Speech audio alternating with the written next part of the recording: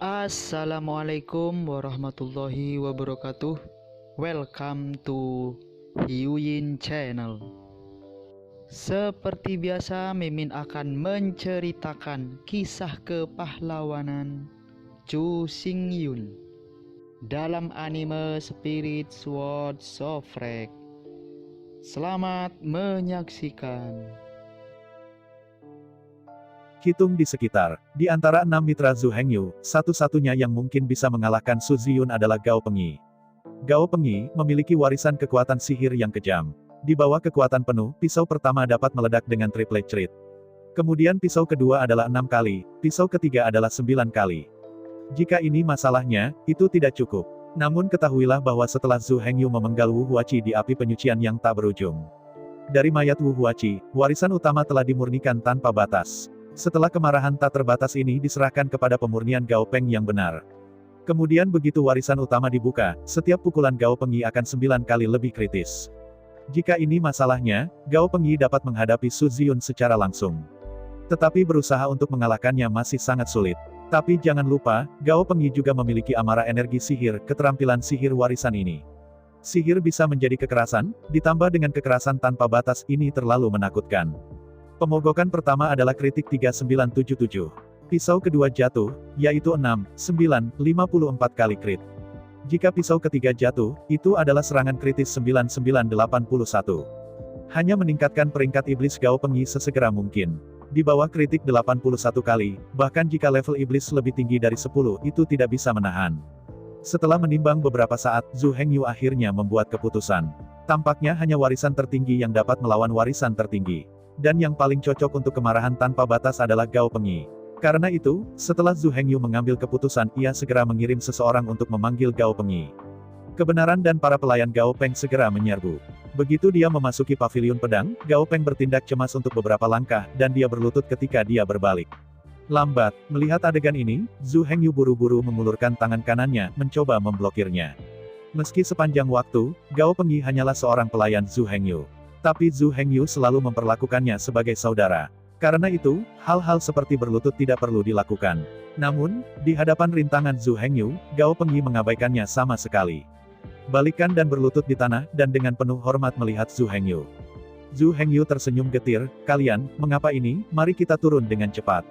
Memanjat dari tanah dan memandang Zhu Hengyu dengan serius, Gao Pengyi berkata, "Pada saat ini, identitas dan status Anda benar-benar berbeda sekarang daripada di masa lalu, tidak bisakah Anda selalu tidak memiliki aturan? Sadarilah bahwa aturan dan etika adalah cara untuk membangun martabat."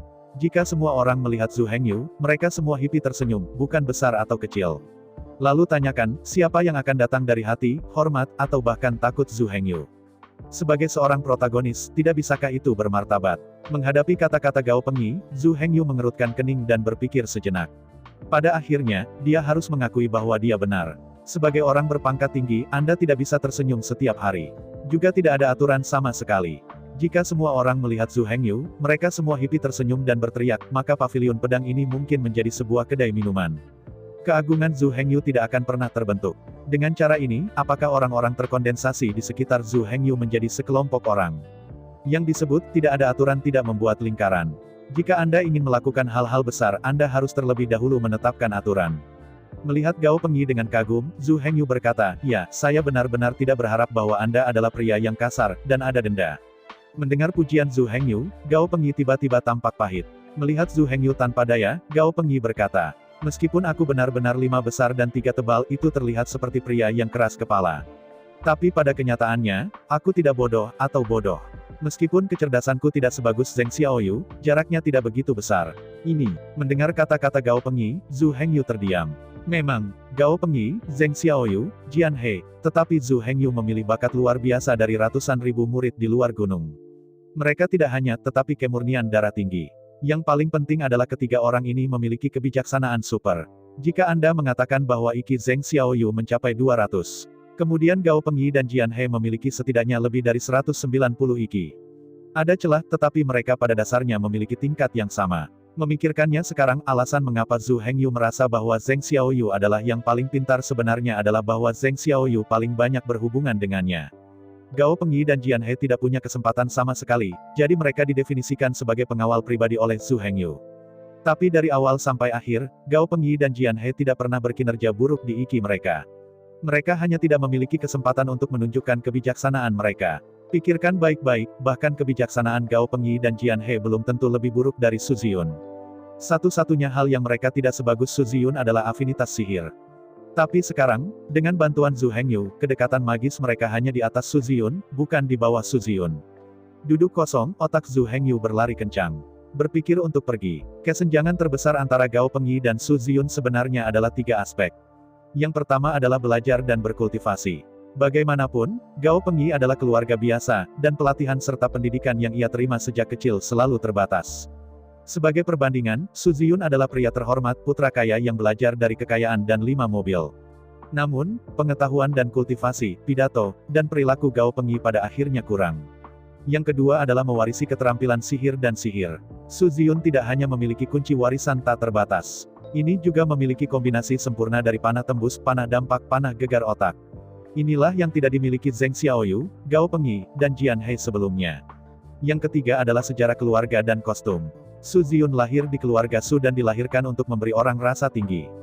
Gao Pengyi lahir di keluarga biasa dan terlahir dengan perasaan gegabah. Dan kostum keduanya juga sangat berbeda. Su Ziyun tidak perlu melakukan apa-apa, selama dia berdiri di sana itu memberi perasaan elit. Jika Gao Pengyi tidak melakukan apa-apa dan berdiri di sana dengan bodoh, semua orang hanya akan mengira dia adalah tukang daging yang membunuh babi. Tetapi sebenarnya, apakah Gao Pengyi benar-benar lebih buruk daripada Su Ziyun? Tidak juga, bakat Su Ziyun seimbang. Kekuatan, kecepatan, daya tahan, dan kecerdasan semuanya sangat tinggi. Dan bakat Gao Pengyi adalah kekuatan. Meskipun kecepatan, daya tahan, kecerdasan, Gao Pengyi tidak rendah. Tetapi sebaliknya, yang terkuat adalah kekuatan. Dalam pertempuran jarak dekat, hampir tidak ada yang menjadi lawannya. Bahkan Su Ziyun dan Zhu Hengyu tidak terkecuali.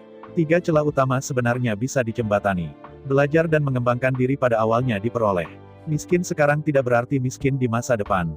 Sedangkan untuk mewarisi keterampilan sihir, Zhu Hengyu juga dapat membantu Gao Pengyi terisi. Adapun sejarah keluarga dan kostum itu sama sekali tidak berguna. Ini murni kesan pertama. Tidak peduli seberapa baik sejarah keluarga Anda, betapa cantik pakaian Anda. Faktanya, semua orang masih orang itu, tidak ada perubahan sama sekali.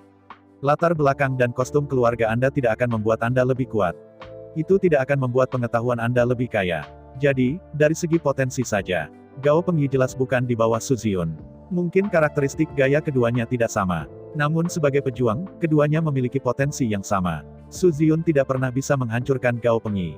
Berpikir tentang itu, Zhu Hengyu mengangkat kepalanya dan menatap Gao Pengyi. Menatap Gao Pengyi, Zhu Hengyu berkata dengan serius, karena kamu sangat percaya diri, maka aku akan memberimu kesempatan. Beri aku kesempatan. Mendengar kata-kata Zhu Hengyu, Gao Pengyi tiba-tiba tampak kosong. Mengangguk kepalanya, Zhu Hengyu melanjutkan, segera aku akan meninggalkan Kepulauan Wayang dan menuju ke ibu kota kekaisaran. Sebelum pergi, aku berharap untuk menumbuhkan kehadiran kuat yang dapat menghadapi Su Ziyun secara langsung, bukannya aku yang duduk di sekte pedang setan. Apa ini? Mendengar kata-kata Zhu Hengyu, Gao Pengyi tiba-tiba menjerit. Benar-benar lelucon. Su Ziyun sudah menjadi jenderal sihir, dan pangkat tubuh sihir telah dinaikkan ke paragraf 61. Yang paling penting, Su Ziyun juga memiliki warisan tertinggi, serta seperangkat keterampilan sihir warisan lengkap. Bagaimana cara melawannya? Melihat Gao Pengyi dengan serius, Zhu Hengyu berkata, karena saya ingin melatih Anda, saya secara alami akan memberi Anda kemampuan untuk menghadapinya. Aku hanya ingin tahu sekarang, apakah kamu memiliki keberanian dan kepercayaan diri seperti itu? Keberanian, keyakinan. Mendengar kata-kata Zhu Hengyu, Gao Pengyi dengan bangga mengangkat dadanya.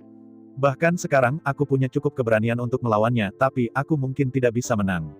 Melihat Gao Pengyi sambil tersenyum, Zhu Hengyu berkata dengan santai. Apa yang tidak kamu miliki sekarang hanyalah iman. Tidak masalah, kamu tidak memiliki kepercayaan diri, aku memberimu kepercayaan diri. Di antara kata-kata itu, Zhu Hengyu berdiri, dan dengan Gao Pengyi, berjalan menuju sebagian istana Jianghe. Di dalam aula di sisi kiri paviliun pedang, Zhu Hengyu secara pribadi membangun paviliun warisan. Kali ini, alam rahasia setan telah menerima lebih dari 130 bola ajaib yang diwariskan. Saat ini, lebih dari 100 bola ajaib warisan disimpan di kabinet warisan. Dengan pengecualian Zhu Hengyu, tidak ada yang diizinkan masuk tanpa izin. Menonton Zhu Hengyu memimpin ke aula samping. Tiba-tiba, mata Gao Pengyi berbinar. Dia tahu Heritage Pavilion. Jelas, Zhu Hengyu ingin membantunya memilih beberapa keterampilan sihir warisan dan sepenuhnya mempersenjatai dirinya. Di bawah kepemimpinan Zhu Hengyu, Mata Gao Pengyi bersinar, dan dia berjalan ke Heritage Pavilion dengan sangat gembira. Berjalanlah ke dinding batu. Mencermati, ada alur yang diukir di dinding batu. Di dalam alur ditempatkan kotak kristal jernih. Kotak kristal diisi dengan keterampilan sihir. Zhu Hengyu telah memahami lebih dari 100 bola ajaib ini secara detail. Oleh karena itu, bahkan jika dia tidak menyentuhnya, dia tahu apa fungsi setiap bola ajaib yang diwariskan. Sepanjang jalan, Zhu Hengyu akhirnya berhenti. Saya dengan mudah melepas kotak kristal dari alur dinding batu. Berbalik, Zhu Hengyu menyerahkan kotak kristal kepada Gao Pengyi. Dengan gembira, dia mengambil kotak kristal itu, dan Gao Pengyi melihat ke depan untuk itu dan membukanya. Meremas bola ajaib warisan di tangannya, Gao Pengyi tiba-tiba menyalakan matanya di bawah persepsi yang cermat. Manuver ajaib bisa. Tubuh berputar ke udara, berbalik pada ketinggian rendah, dan melemparkan bentrokan berayun terhadap target saat mendarat. Melihat keterampilan sihir yang diwariskan di tangannya, Gao Pengyi tiba-tiba menyalakan matanya. Dengan kekuatan sihir ini berputar-putar, dia bisa terbang dan tiba-tiba meledak ke sisi Su Ziyun, memukulnya dengan keras. Namun, setelah dengan hati-hati memikirkan keterampilan sihir pewarisan Su Ziyun, Gao Pengyu masih memiliki sedikit kepercayaan diri. Melihat Zhu Hengyu tanpa daya, Gao Pengyi berkata, lalu Su Ziyun memiliki panah tumbukan. Ketika panah itu ditembak, aku diledakkan kembali lagi. Zhu Hengyu tersenyum tanpa sepatah kata pun, dan berjalan di sepanjang jalan, sekali lagi mengeluarkan kotak kristal dari alur dinding. Cao Gao Peng melewatinya. Setelah mengambil kotak kristal, Gao Pengyi melihat ke depan untuk itu dan membuka kotak kristal. Setan bisa melahap vitalitas dan energi dari target tunggal dalam jarak 10 meter, sementara menyembuhkan luka-lukanya sendiri, target akan memasuki keadaan lemah. Dalam kondisi lemah, kecepatan dan kekuatannya sangat berkurang. Namun, kelemahan ini hanya sementara. Dengan aliran energi ajaib dan pembuluh darah, selama 3 napas, kenyamanan akan pulih dari kelemahan. Melihat bola ajaib yang diwariskan ini, Gao Pengyi tidak bisa menahan kagum. Sihir ini dapat ditelan, itu benar-benar terlalu kuat, terlalu tidak wajar. Tidak hanya dapat sangat mengurangi kecepatan dan kekuatan pihak lain, itu juga dapat memulihkan dan mengobati cedera Anda sendiri. Tutup matamu dan bayangkan. Gao Pengyi pertama-tama mengingat kemampuan magis untuk berputar dan meledak ke depan target. Kemudian nyalakan energi magis dengan keras, membunuh satu persatu di masa lalu. Jika lawan mencoba melarikan diri, iblis tingkat pertama bisa melemahkan lawan, dan menyembuhkan dirinya sendiri. Dengan cara ini, sebelum 3 tebakan tangan kanan Gao Peng, pihak lain tidak bisa melarikan diri. Namun, jelas bahwa bahkan jika sihir ini dapat ditelan, Gao Pengyi masih bukan lawan Su Ziyun. Ada panah tumbukan, bahkan jika dia mendekat, itu tidak berguna. Begitu menyentuh tanah, aku takut itu akan terpesona dengan satu panah. Selain itu, setan Su Ziyun dapat memiliki 61 segmen. Setelah demonisasi dilakukan, tubuh perang iblis terkondensasi, dan ada 69 tubuh sihir. Dengan celah yang sangat besar, bagaimana jika Gao Pengyi semakin dekat? Mungkinkah dia masih bisa diandalkan untuk membunuh Su Ziyun di antara 2 atau 3 pisau? Melihat Gao Pengyi masih cemberut, Zhu Hengyu tidak bisa membantu menggelengkan kepalanya. Dia juga tahu bahwa Su Ziyun tidak mudah diatasi. Sekali lagi, warisan tertinggi hanya dapat dihadapkan dengan warisan utama. Di antara pikiran, di antara tangan kanan Zhu Hengyu, sebuah kotak kristal muncul di depan Gao Pengyi. Dengan tersenyum menyerahkan kotak kristal ini kepada Gao Pengyi, Zhu Hengyu berkata, dengan bola kristal ini, kamu memiliki modal untuk bertarung melawan Su Ziyun. Apa? Bagaimana ini mungkin? Melihat kosong ke air berkabut Zhu Hengyu dan Gao Pengyi. Bahkan sekarang, meski belum mulai disempurnakan, tapi dia telah menggunakan 3 keterampilan sihir warisan yang hebat. Kemarahan energi sihir, konsumsi energi sihir, dan manuver energi sihir, menempati posisi pewarisan primer, menengah, dan lanjutan. Bahkan jika dia diberikan yang keempat, dia tidak bisa memperbaikinya. Apakah itu mengatakan, apakah bola ajaib warisan keempat yang dilewati Zhu Hengyu adalah warisan tertinggi? Sambil menjabat tangannya, Gao Pengyi mengambil kotak kristal dengan hati-hati. Setelah sedikit menyelidiki, Gao Pengyi berteriak tiba-tiba, warisan pamungkas. Ini benar-benar warisan utama. Apa yang membuat Gao Pengyi sangat gembira adalah bahwa ini masih merupakan warisan pamungkas yang paling cocok untuknya yang penuh dengan kekerasan.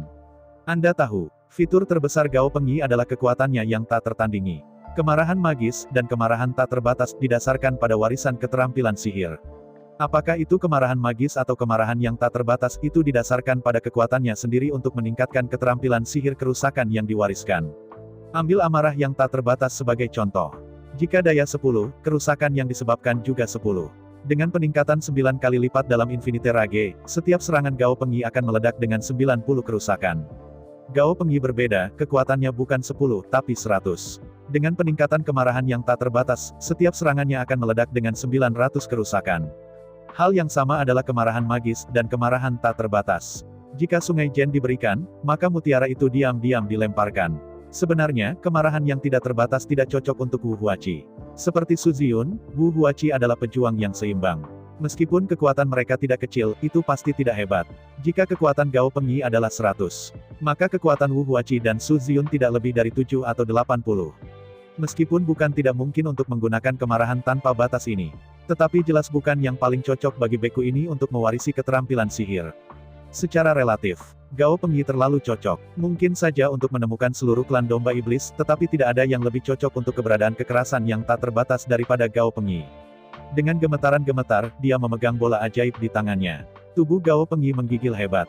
Dengan amarah yang tak terbatas ini, ditambah dengan amarah energi sihir, melahap energi sihir, dan manuver energi sihir, dia benar-benar memiliki kemungkinan untuk mengalahkan Su Ziyun. Meski lebih dekat, Su Ziyun bisa terbang dengan satu panah. Tapi nyatanya, bagaimana kalau malah diledakkan? Jika Gao Pengyi mengambil kesempatan di babak ketiga dari kemarahan energi sihir, dengan kemarahan yang tak terbatas, dan manuver energi sihir, angin puyuh yang membentang sepanjang 100 meter, langsung menyebabkan 981 kali kekuatan destruktif. Selama peringkat iblis Su Ziyun tidak terlalu jauh lebih tinggi darinya, itu pasti akan sangat menarik. Dengan satu pukulan, bahkan jika Anda tidak bisa membunuhnya dalam hitungan detik, itu akan cukup untuk memukulnya dengan keras. Tentu saja, sebenarnya, sangat sulit untuk mengatakan siapa yang menang dan siapa yang kalah. Seandainya Su Ziyun yang menangkap, itu adalah keterampilan. Setiap saat Gao Pengyi terbang tepat waktu, Gao Pengyi masih ingin kalah dari Su Ziyun. Untungnya, Zhu Hengyu tidak berniat untuk menumbuhkan keberadaan yang bisa menghancurkan Su Ziyun. Kecuali Zhu Hengyu memberi Suangui Battle Shield ke Gao Pengyi. Kalau tidak, pertempuran antara Gao Pengyi dan Su Ziyun ditakdirkan untuk sepihak. Belum lagi Gao Pengyi, jika Anda tidak menggunakan Suangui Battle Shield, secara teori, Zhu Hengyu tidak bisa mendapatkan Su Ziyun. Jika tidak ada pihak yang membuat kesalahan, pertempuran akan berlanjut. Bagi Zhu Hengyu, selama Gao Pengyi dapat menghadapi Su Ziyun dan memiliki kemungkinan mengalahkan Su Ziyun, itu sudah cukup. Jika suatu hari, Gao Pengyi bisa menghancurkan Su Ziyun, itu tidak akan baik. Itu membuktikan bahwa sistem tempur Su Ziyun masih memiliki celah. Karena ada celah, mereka harus diisi. Jika Su Ziyun tidak bisa menebusnya, Zhu Hengyu juga akan membantunya berbaikan. Di antara pikiran-pikiran itu, Zhu Hengyu mengeluarkan satu set seragam merah tua yang tertutup penuh dengan gelombang besar tangannya. Su Ziyun juga punya jas ini. Su Ziyun yang mengambil baju besi penyucian dari Wu Huachi dan teman-temannya. Serahkan jas api penyucian ke Gao Pengyi. Zhu Hengyu bertanya dengan sungguh-sungguh. Meskipun dalam waktu singkat, Gao Pengyi tentu tidak bisa menyusul Su Ziyun. Kesenjangan antara dua tubuh ini benar-benar terlalu besar. Bahkan jika itu adalah serangan kritis 81 kali, sulit untuk menyebabkan terlalu banyak kerusakan pada Su Ziyun. Tapi itu tidak masalah, Zhu Hengyu peduli, tidak untuk sementara waktu. Dalam 6 tahun ke depan, Gao Pengyi harus berlatih keras saat dia bertanggung jawab atas Jiantang. 6 tahun kemudian, Gao Pengyi akan menjabat sebagai wakil jenderal Zhu Hengyu dan berpartisipasi dalam pemeriksaan api penyucian yang tak berujung. Bagaimanapun, Gao Pengyi harus merebut buah kuno yang sunyi. Setelah menjadi jenderal ajaib, kesenjangan antara Gao Pengyi dan Su Ziyun akan sangat berkurang. Dengan budidaya Zhu Hengyu yang disengaja, bahkan mungkin untuk menyalip Su Ziyun. Adapun Jian He dan Zheng Xiaoyu, untuk saat ini, mereka hanya bisa ditangguhkan. Tidak ada warisan utama yang cocok untuk mereka, dan bahkan jika mereka memasuki api penyucian tanpa akhir, mereka pasti tidak akan dapat mengambil buah iblis. Untuk saat ini, hanya keberuntungan Gao Peng yang lebih baik, dan dia telah berhasil memenangkan warisan kekerasan tanpa batas. Jadi untuk saat ini, hanya dia yang memiliki kesempatan untuk merebut Guan Mogol liar. Dalam 6 tahun ke depan atau lebih, Gao Pengyi akan menjadi kepulauan domba luar, tujuan budidaya. Memegang 3 bola sihir warisan di tangannya, dan setelan api penyucian, Gao Pengyi menatap Zhu Hengyu dengan air mata di matanya. Dia bisa mengikuti protagonis yang baik hati, dia Gao Pengyi layak hidup ini. Anda tahu, jika Anda mengubah orang lain dan memiliki bayi yang begitu kuat, sama sekali tidak mungkin untuk memberikannya kepada orang luar. Bahkan jika ada kelebihan itu pasti akan disimpan dan diserahkan kepada anak cucu Anda. Bahkan, keluarga Su di mana Su Ziyun berada telah lama memperoleh seperangkat keterampilan sihir yang diwariskan. Ini termasuk warisan menengah dan kunci tak terbatas. Tapi nyatanya, keluarga Su menyimpan warisan tingkat menengah di dalam harta karun sampai anak-anak keluarga, seperti jenius super Su Ziyun. Di sisi lain, Zhu Hengyu benar-benar menganggap semua orang sebagai teman dan saudara. Tidak peduli betapa berharganya atau langka harta itu, ia tidak akan pernah pelit. Dia bisa memberikan apapun yang dia bisa. Menyaksikan Gao Pengyi menangis dengan air mata, memegang 3 kotak kristal dengan erat, dan penampilan setelan api penyucian. Zhu Hengyu tidak bisa menahan tawa. Tidak mudah membuat pria seperti Gao Pengyi menangis. Berpikir, Zhu Hengyu berkata, "Oke, kembali dan sempurnakan 3 bola ajaib warisan ini terlebih dahulu.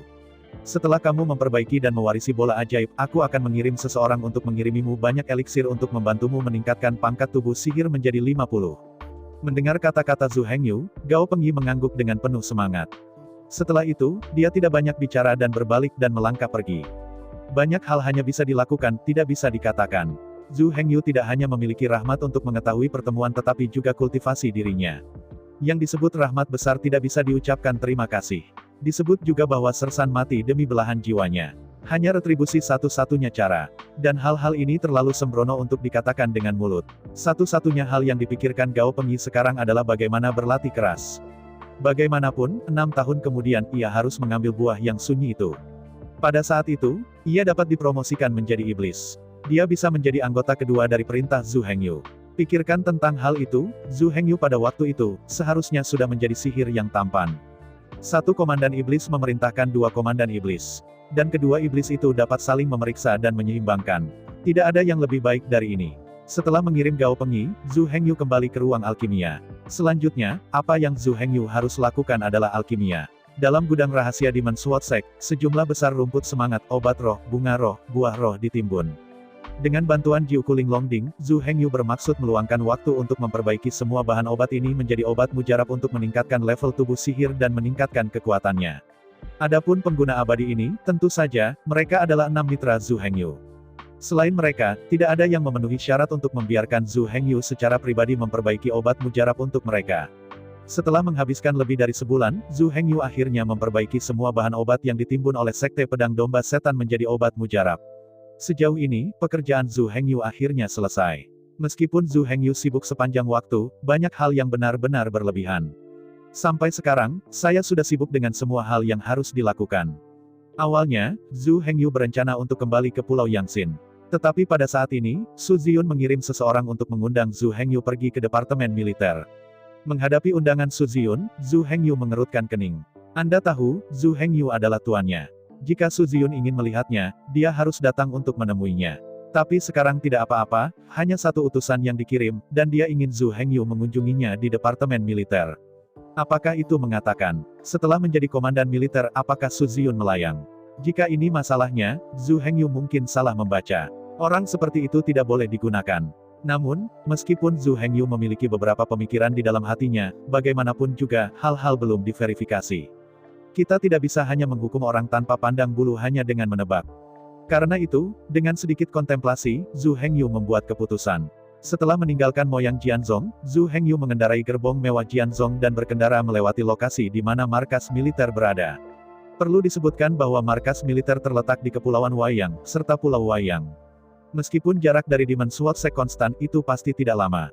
Sepanjang jalan, hanya butuh lebih dari 1 jam, Zhu Hengyu tiba di gerbang tentara. Melihat sekeliling, di kedua sisi jalan di luar gerbang departemen militer, tentara dengan helm hitam dan baju besi hitam diatur di kedua sisi. Dengan hanya pandangan sekilas, ada 20.000 atau 30.000 orang. Di depan gerbang megah dan megah departemen militer, Su Ziyun dan seorang biarawan wanita dengan kostum merah muda sedang menunggu di sana dengan tenang. Melihat adegan ini, Zhu Hengyu sedikit menatap. Segera kereta berhenti. 2 tentara bersenjata menyambutnya pada saat pertama, membantu Zhu Hengyu untuk membuka pintu mobil. Menyesuaikan emosinya dan mengatur ekspresinya. Selanjutnya, Zhu Hengyu menginjak bangku kuda dan berjalan turun dari gerbong, dan berjalan sampai ke gerbang departemen militer. Melihat Zhu Hengyu mendekati, pada saat berikutnya, karpet merah di gerbang departemen militer berakhir. Su Ziyun menoleh dan mengatakan sesuatu kepada biarawan perempuan dengan kostum merah muda di sampingnya. Kemudian mereka berdua menyapa Zhu Hengyu. Su Ziyun, Su Xiaowan, temui pahlawan. Dalam suara keras melihat Anda, Su Ziyun dan biarawan wanita dalam warna merah muda pada saat yang sama berlutut di satu lutut pada saat yang sama, dan bertemu Zhu Hengyu sebagai tanda hormat. Melihat adegan ini, Zhu Hengyu mengerti banyak hal dalam sekejap. Jelas alasan mengapa Su Ziyun tidak pergi untuk melihat Zhu Hengyu secara langsung. Saya bahkan tidak mengambil Zhu Hengyu secara pribadi, hanya untuk adegan ini. Su Ziyun bersumpah setia di hadapan semua orang di departemen militer. Biarkan semua orang tahu bahwa Su Ziyun adalah pemiliknya. Protagonisnya yang setia adalah Zhu Hengyu. Anda tahu aturan dan peraturan Departemen Militer ada di sana, dan tidak ada ruang untuk pengkhianatan. Akan lebih baik jika Su Ziyun tidak bersumpah di depan umum. Tapi begitu dia dilantik, dia hanya bisa menjadi jenderal di bawah komando Zhu Hengyu di masa hidupnya. Jangan berpikir bahwa sebagai iblis, Anda dapat dengan mudah mengkhianati. Anda tahu, Zhu Hengyu, yang setia pada Su Ziyun, juga seorang iblis. Mereka yang mengkhianati iblis dianggap sebagai pengkhianatan. Mereka yang telah mengkhianati tentara dianggap mengkhianati iblis. Mereka yang mengkhianati ras iblis, adalah dosa besar untuk menghubungkan 9 ras. Su Ziyun memandang satu lutut berlutut dengan wajah teguh. Zhu Hengyu tidak bisa membantu tetapi merasa lega. Benar saja, dia tidak salah mengira Su Ziyun. Dia benar-benar pria sejati yang mampu dan melepaskan. Zhu Hengyu tidak berharap Su Ziyun bisa mencapai level ini. Bahkan jika dia tidak melakukan apapun, Zhu Hengyu tidak akan menyalahkannya. Hal-hal formal ini adalah opsional untuk Zhu Hengyu. Tetapi tidak ada keraguan bahwa ketika Su Ziyun melakukannya, Zhu Hengyu masih sangat senang dan sangat senang. Menonton Su Ziyun berlutut dengan satu lutut. Melihat berlutut di sampingnya lagi, biarawati bubuk bernama Su Xiaowan. Zhu Hengyu tidak bisa menahan kening. Su Ziyun membungkuk padanya, dia sangat senang, sangat senang. Namun ketahuilah bahwa berlutut ini tidak sesederhana itu. Tidak semua orang berhak memanggilnya junjungan. Siapa Su Xiaowan ini? Menghadapi kesunyian Zhu Hengyu, Su Ziyun tidak bisa menahan keringat. Dia tahu lebih baik daripada siapapun mengapa Zhu Hengyu diam. Dia juga tahu lebih banyak tentang Zhu Hengyu daripada orang lain. Langkah hari ini, meskipun tampaknya, adalah dia Su Ziyun bersumpah setia. Namun pada kenyataannya, bagi Su Ziyun, kepindahannya hari ini adalah untuk memperkuat ikatan antara dia dan Zhu Hengyu. Masih kalimat itu, kaki tebal dan tebal seperti itu benar-benar mustahil tanpa harus memeluknya dengan erat. Pengkhianatan itu bukan sesuatu yang bisa dilakukan Su Ziyun. Bahkan jika dia mati, dia tidak bisa mentolerir dirinya sebagai penjahat. Jika suatu hari, dia benar-benar dikhianati, itu tidak mengharuskan orang lain melakukan pelecehan. Harga dirinya sendiri sudah cukup untuk menyiksanya sampai mati. Begitu harga diri Su Ziyun menghilang, bahkan jika dia masih hidup, dia mungkin juga mati. Namun, tidak ada pengkhianatan, tidak ada pengkhianatan. Tetapi dapatkah itu dinilai, dapat digunakan kembali, apakah itu dapat dianggap oleh Tuan sebagai saudara terdekat? Itu adalah masalah lain sama sekali. Dengan peningkatan kekuatan Zhu Hengyu yang terus-menerus, pasukan terus tumbuh. Dalam waktu dekat, orang yang menyebut Zhu Hengyu protagonis tidak tahu berapa banyak. He Su Ziyun bukan tipe orang yang bersedia menjadi biasa-biasa saja. Dia harus melakukan segala upaya untuk menjadi yang terdekat dan paling terpercaya di bawah Zhu Hengyu. Apalagi langkah ini, Su Ziyun memiliki tujuan lain. Dia berlutut di sampingnya, bukan orang lain, tetapi Departemen Militer Wei Yangdao, komandan tertinggi terakhir. Lebih dari sebulan yang lalu, Su Ziyun berhasil menantangnya dan dengan mudah mengalahkannya. Awalnya, setelah secara resmi dikalahkan, komandan tertinggi terakhir akan meninggalkan Pulau Wayang, kembali ke ibu kota kekaisaran, dan menerima komisi lain dari Departemen Militer. Atau, dia bisa pergi ke tempat lain di mana ada lowongan dan mengambil pekerjaannya secara langsung. Tapi masalahnya adalah Su Xiaowan melakukan kejahatan dan dikirim ke sini. Bahkan jika dia tidak bisa menjadi komandan tertinggi, dia harus tinggal di Pulau Wayang, di mana dia tidak bisa pergi. Berbicara tentang ini, Su Xiaowan dapat dianggap sebagai kemalangan. Ribuan tahun yang lalu, sebagai wanita tertua dari keluarga Su, Su Xiaowan mendapatkan kultivasi penuh dari keluarga Su, dan berhasil menyambar buah ajaib yang sunyi. Dipromosikan menjadi pesulap baru. Awalnya, ini jelas acara yang membahagiakan bagi keluarga Su dan Su Xiaowan. Tetapi saya tidak pernah berpikir bahwa Su Xiaowan terlalu cantik. Begitu dia masuk tentara, dia menarik kawanan kupu-kupu bergelombang. Sekelompok jenderal sihir veteran bergegas mengejar Su Xiaowan, mencoba memasukkannya ke dalam akun. Menghadapi ini, Su Xiaowan sangat bermasalah. Perlu disebutkan, keindahan Su Xiaowan sebenarnya bukan alasan terpenting bagi pengejaran semua orang. Ada banyak wanita cantik di dunia ini.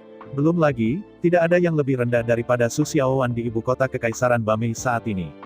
Namun, meskipun ibu kota kekaisaran Bamei sangat indah, itu pasti tidak akan menimbulkan sensasi di antara semua setan. Bagaimanapun juga, identitas Su Xiaowan adalah yang paling penting. Apa artinya jika Anda menikahi istri iblis? Apa artinya kedua iblis itu akan bergabung satu sama lain? Kebenaran ini tidak jelas bagi Su Ziyun dan Zhu Hengyu. Namun, para jenderal sihir veteran itu tidak bisa lebih jelas. Penampilan Su Xiaowan benar-benar terlalu jarang bagi para penyihir. Tidak hanya memiliki kekuatan super, tetapi juga keindahan yang unik. Setelah menikah dengan istri seperti itu, sungguh mimpi untuk bangun tertawa. Sayangnya, Su Xiaowan sangat baik. Maka di dalam hatimu, kamu harus bangga. Dalam keinginan Su Xiaowan, ia bisa menjadi layak atas keinginannya sendiri, tetapi ini benar-benar menakjubkan. Ini bukan hanya tentang menjadi kuat. Ini bukan hanya tentang tampan. Yang paling penting adalah harus ada konotasi dan bakat. Agar terus terang, Anda harus membiarkannya melihatnya sekilas dan dia akan menyukainya.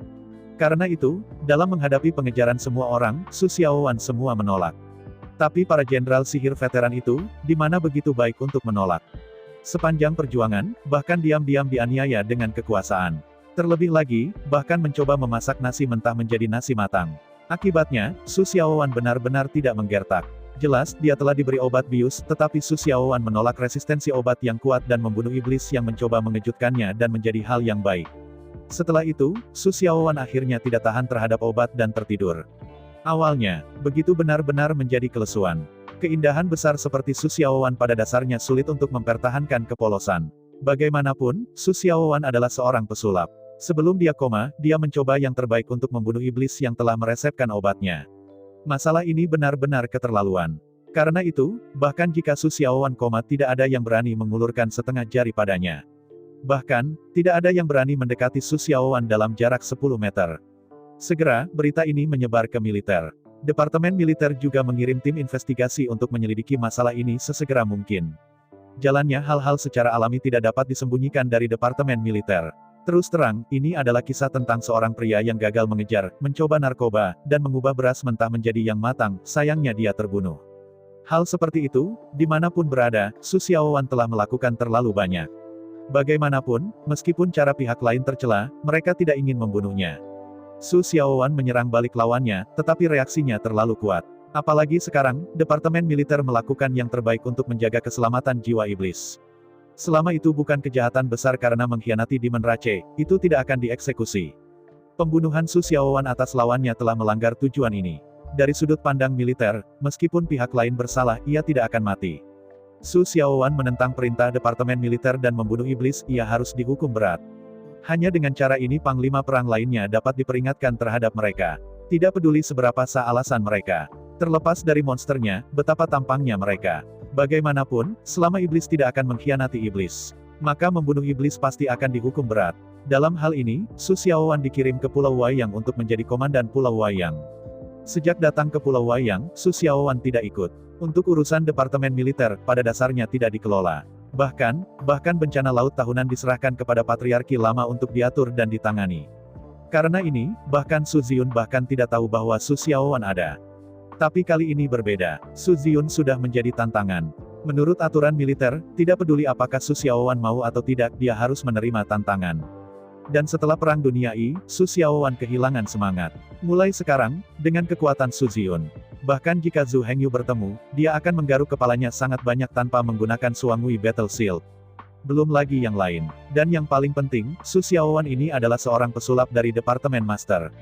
Dan mage itu ditahan oleh penembak yang bukan berita. Terutama Su Ziyun, yang memiliki kunci tak terbatas akan membunuh Su Xiaowan ke.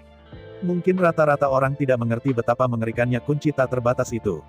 Dalam peringkat pewarisan pamungkas, peringkat yang tak terbatas terkunci jauh di atas daya tembak tak terbatas.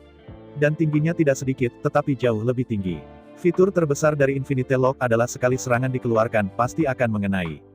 Jika energi magis Zhu Hengyu dipenjara dan dihubungkan dengan kunci tak terbatas, maka setiap penjara energi sihir yang dikeluarkan oleh Zhu Hengyu harus mencapai target. Setelah terkena, lawan akan dipenjara selama 3 napas. Bayangkan betapa mengerikannya warisan utama ini. Tentu saja, tidak cukup memiliki kunci tak terbatas. Selain kunci tak terbatas saja, keterampilan sihir terkuat Su Ziyun bukanlah panah konsusif dan panah dampak. Sebenarnya, panah gegar otak dan panah dampak hanyalah keterampilan sihir bantu. Itu adalah keberadaan keterampilan sihir lainnya, bukan intinya. Kemampuan sulap inti Su Ziyun adalah menembus panah. Meskipun Su Ziyun tidak memiliki daya tembak yang tak terbatas, mirip dengan panah konsusif dan panah dampak, mereka tidak dapat diluncurkan secara terus-menerus. Tapi ini tidak terjadi dengan panah yang menembus. Panah menembus Su Ziyun dapat diluncurkan terus-menerus. Frekuensi peluncurannya bahkan lebih cepat dan lebih sering daripada Shen Luo Jian Qi dari Zhu Hengyu. Adapun kekuatan menembus panah, daya tembus 3 kali lipat. Jika cahayanya demikian, panah yang menembus ini tidak lebih dari biasa. Tetapi pada kenyataannya, kekuatan menembus panah dapat ditingkatkan dengan busur dan anak panah. Kisaran panah tembus juga dapat diperpanjang dengan peningkatan busur dan anak panah. Dengan cara ini, ketika Su Ziyun dalam pertempuran yang sebenarnya, dia akan bisa menembakkan renju. Kekuatan setiap panah yang menembus sangat besar. Tanpa konfrontasi pribadi, saya tidak pernah tahu seberapa kuat Su Ziyun. Su Xiaowan secara pribadi mengalami kengerian Su Ziyun. Setelah Perang Dunia I, Su Xiaowan tidak memiliki kesempatan untuk melancarkan serangan. Begitu perang dimulai, Su Ziyun menembakkan panah yang menembus di dadanya. Menghadapi panah ini, Su Xiaowan tidak menganggapnya serius. Setelah memflash panah ke samping, Su Xiaowan langsung membuka perisai es dan dengan gelombang stafnya, ia berencana untuk meluncurkan serangan balik. Tapi saya tidak pernah berpikir bahwa Su Xiaowan sudah membersihkan garis panah. Namun, di mata ngeri Su Xiaowan, panah yang ditembakkan oleh Su Ziyun benar-benar melewati lengkungan anggun di udara, dan menembak langsung di bahu kanannya. Tangan kanan Su Xiaowan adalah tangan yang memegang tongkat. Setelah bahu kanan ditembak, ki iblis di dalam tubuh langsung terganggu. Keajaiban yang akan diluncurkan secara alami akan menghilang. Yang paling memalukan bagi Su Xiaowan adalah pelindung es yang dia kondensasi terlalu tak tahu malu. Itu menembus hanya dalam sekejap. Dengan peningkatan 3 kali lipat, panah tembus yang ditembakkan oleh Su Ziyun memiliki daya tembus yang tak tertandingi. Perisai biasa benar-benar permeabel dan benar-benar tak terhentikan. Menghadapi ini, Su Xiaowan masih menolak mengakui kekalahan. Mengepalkan gigi perak dan bergerak di antara mereka dengan kecepatan penuh, dia berencana untuk melawan dengan sekuat tenaga. Tapi hanya beberapa langkah setelah pindah, Su Ziyun menembakkan panah kedua, lalu sekali lagi melintasi ruang dan menembak. Meskipun Su Xiaowan telah berusaha menghindar, tapi panah Su Ziyun tampaknya memiliki mata yang panjang. Di udara, dia menyapu busur anggun dan menembak bahu kanan Su Xiaowan lagi. Yang paling mengejutkan Su Xiaowan adalah tembakan panah tembus kedua oleh Su Ziyun menurunkan pelindung es dan lubang tembakan oleh panah pertama menembus ke dalamnya. Apalagi poros kedua ini menembus panah. Itu adalah panah menembus pertama yang digosokkan ke bahu kanannya. Ini luar biasa. Ketika rata-rata orang ingin datang di muka pemanah, selama perisai bisa sepenuhnya dicegah. Namun pada kenyataannya, ide ini sangat bodoh. Kecuali itu adalah perisai menara raksasa, itu benar-benar dapat menutupi seluruh tubuh. Kalau tidak, selama ada bagian yang terbuka, itu akan menjadi target pemanah. 2 panah ditembak berturut-turut. Selain itu, kedua panah melintasi busur yang sama dan mengenai posisi yang sama. Ini jelas bukan kebetulan. Melihat sisi yang berlawanan, Su Ziyun telah menyingkirkan busur perang. Melihat adegan ini, Su Xiaowan belum mengerti, dan pihak lain memegang tangannya. Jika Su Ziyun memilih bukan bahunya, tetapi tenggorokannya atau matanya. Jadi pada saat ini, Su Xiaowannya sudah mati. Berbicara tentang profesional di Departemen Master ditahan oleh penembak. Kecepatan dan frekuensi serangan pemanah sangat cepat. Adapun profesional Master, setiap mantra membutuhkan periode waktu untuk mengakumulasi dan mengaktifkan. Setelah serangan sengit ditemui selama proses casting akan terganggu. Karena penyihir sangat lemah, mengapa orang masih berlatih? Bahkan, di dunia ini, tidak ada yang absolut kuat atau absolut lemah. Mage memang memiliki sisi lemah. Tetapi pada saat yang sama, harus ada sisi yang kuat. Para beku yang sah, meskipun kepala Ab memang tidak terlalu kuat. Namun, begitu cukup waktu telah diberikan kepada profesi hukum kaki untuk memungkinkannya meluncurkan mantra. Maka kekuatan penyihir saja sudah cukup untuk menghancurkan pasukan. Zheng Xiaoyu jatuh dengan semburan api ajaib, dan dalam 100 meter, semua target akan terbakar. Biksu legal dikenal karena jangkauan serangannya yang besar. Biksu legal lebih sering digunakan sebagai kekuatan strategis. Meskipun pertahanannya rendah, kecepatannya juga sangat lambat. Butuh waktu lama untuk melemparkan sihir. Tetapi tanpa kekurangan ini, saya takut bahwa dunia ini semua adalah beku yang sah. Di atas medan perang, semua profesi hukum dilindungi oleh penekanan. Anda tidak akan pernah melihat bahwa para biarawan Perancis menyerang maju dan menggunakan tubuh mereka untuk menahan panah.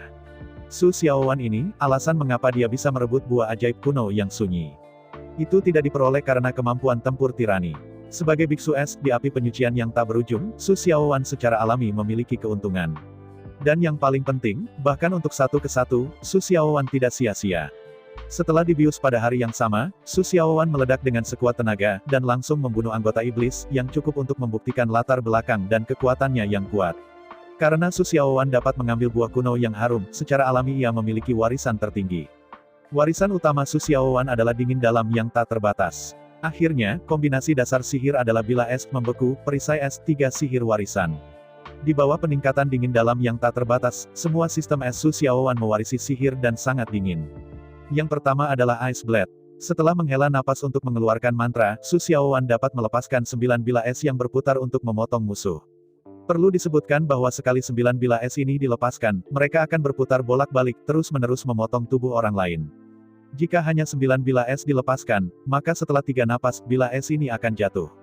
Tetapi jika dalam 3 tarikan napas, Su Xiaowan melepaskan 9 bilah es lagi. Kemudian kekuatan 2 gelombang bilah es akan ditambahkan bersama-sama. Saat Su Xiaowan melepaskan semakin banyak bilah es, secara bertahap, badai pisau es akan terbentuk. Ribuan bilah es berputar liar akan menyebabkan cengkraman dahsyat pada target. Meskipun pada pandangan pertama, Su Xiaowan hanya dapat melepaskan 9 bilah es sekaligus. Kisaran serangan mantra area yang dicakup tampaknya tidak besar. Tapi jangan lupa, Su Xiaowan dapat melepaskan 9 bilah es setelah setiap napas. 9 napas bisa melepaskan 9 bilah es. Dengan 91 bilah es Anda bisa mengembun menjadi badai pisau es dan melakukan pencekikan target yang gila. Warisan sihir kedua Su Xiaowan disebut Freeze. Setelah ditampilkan, dengan Su Xiaowan sebagai pusat, semua target dalam radius 10 meter akan dibekukan oleh Xuan Bing. Adapun waktu beku, ini bervariasi sesuai dengan kekuatan musuh dan musuh. Perlu disebutkan bahwa pembekuan itu instan. Tidak perlu mengucapkan mantra, Anda bisa mengucapkan mantra secara instan kapan saja, di mana saja. Akhirnya, itu adalah sihir warisan ketiga Su Xiaowan, bernama Ice Shield. Perisai es yang disebut adalah perisai pelindung yang menutupi Su Xiaowan. Kekuatan dan pertahanannya juga berubah dengan kekuatan Su Xiaowan. Jika hanya 3 sihir warisan ini, tidak peduli seberapa kuat Su Xiaowan, pada akhirnya akan terbatas. Namun, pernah dicocokkan dengan warisan dingin tak terhingga yang tak terhingga dalam warisan Su Xiaowan. Semuanya sangat berbeda. Karakteristik dari Deep Cold yang tak terbatas, sangat menakutkan. Setelah Deep Cold tak terbatas dihidupkan, masing-masing serangan Su Xiaowan akan menyuntikkan jejak kekuatan Deep Cold ke dalam tubuh target. Semakin sering lawan terkena, semakin kuat kekuatan dingin dalam yang terkumpul di tubuh. Jika Su Xiaowan menderita terlalu banyak serangan dalam waktu singkat, kemudian di bawah superposisi kekuatan dingin dalam yang tak terbatas, lawan akan dibekukan menjadi es. Awalnya, Su Xiaowan diberi obat bius sebelum koma. Su Xiaowan pertama-tama membeku dan membekukan pihak lain di sana. Anda tahu, karena pihak lain harus tidak sopan, Su Xiaowan secara alami ada di dalam ruangan.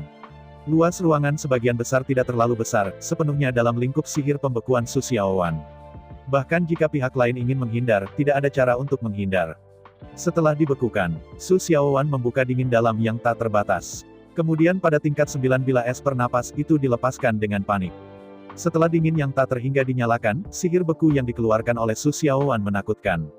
Pada tingkat yang sama, hampir tidak ada yang bisa menembus es dengan segera.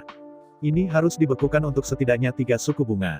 Namun, selama 3 tarikan napas, Su Xiaowan terus-menerus melepaskan 27 bilah es. Di bawah pemotongan gila bilah es yang tak terhitung jumlahnya, kekuatan dingin yang dalam terus-menerus disuntikkan ke tubuh pihak lain. Dengan cara ini, bekukan Xuan Bing lawan, suhunya terus menurun, dan kekerasannya juga meningkat dengan cepat. Sampai Su Xiaowan akhirnya tidak tahan terhadap kecanduan narkoba dan pingsan sepenuhnya. Pihak lain juga gagal mematahkan pembekuan Xuan Bing. Bukan hanya gagal mematahkan Xuan Bing. Ratusan pedang pisau cukur yang berputar-putar dengan panik terus memotong setelah Su Xiaowan mengalami koma. Pria itu berusaha membuat Su Xiaowan terpana, pria yang memasak nasi mentah dan nasi. Setelah dibekukan menjadi es loli, dia dibunuh oleh ribuan bilah es. Waktu ketika orang lain mendengar suara dan bergegas ke ruangan. Melihat sekeliling, ruangan itu dipenuhi kertas merah tipis dan tipis. Sulit membayangkan itu mengerikan dan mengerikan. Benar, ini adalah horor Su Xiaowan. Suatu kali dia mendekati dia dan membeku. Jadi, selama lawan gagal membobol Xuan Bing untuk pertama kalinya. Kemudian di bawah kekuatan dingin dalam yang tak terbatas itu hanya akan membeku dan padat. Di bawah pemotongan ribuan bilah es itu hanya bisa dijalani. Apakah Su Xiaowan lemah? Di satu sisi, dia benar-benar tidak kuat. Paling tidak, Su Ziyun dapat dengan mudah membunuhnya. Tapi apakah Su Xiaowan tidak kuat? Dari sudut tertentu, dia sebenarnya lebih kuat dari langit. Dalam keadaan dekat, bahkan Su Xiaowan didekati oleh 100 biksu. Lalu ada pembekuan. Kemudian bergabunglah dengan gelombang demi gelombang bilah es. Saya takut semua orang akan hidup di tempat. Faktanya, Su Xiaowan ada di level yang sama dengan Su Ziyun. Jika jarak antara mereka dalam 10 meter, maka Su Xiaowan dapat dengan mudah membunuh Su Ziyun.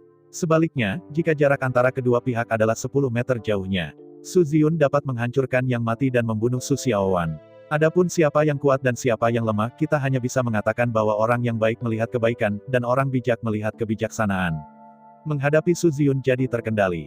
Setelah ditantang, Su Xiaowan juga meninggal karena anti-tantangan. Di hadapan Su Ziyun, dia tidak bisa menang. Bahkan ketika Su Ziyun tidak mengerti dirinya sendiri, itu lebih baik dari satu sesekali. Tapi segera, Su Ziyun bisa menantangnya lagi. Pada saat itu, apa yang dilakukan Su Xiaowan terhadap Su Ziyun? Faktanya, Su Xiaowan tidak memiliki ambisi untuk jabatan komandan militer. Dia tidak terikat pada kekuatan di tangannya. Kalau tidak, bagaimana dia bisa keluar dari masa lalu selama bertahun-tahun? Apakah sebagian besar dari barang-barang itu akan diserahkan kepada leluhur tua dan para jenderal departemen militer? Dan yang terpenting, melalui komunikasi dan kontak dengan Su Ziyun. Su Xiaowan terkejut mengetahui hal itu. Keluarga Su di Pulau Wei yang ternyata adalah keluarga Su di mana Su Xiaowan berada. Namun, Su Xiaowan adalah wanita tertua dari keluarga Su. Keluarga Su di mana Su Ziyun berada hanyalah cabang dari keluarga Su. Saya ucapkan banyak terima kasih kepada teman-teman yang telah menonton video yang saya tampilkan. Untuk video selanjutnya bisa standby di channel ini. Terima kasih.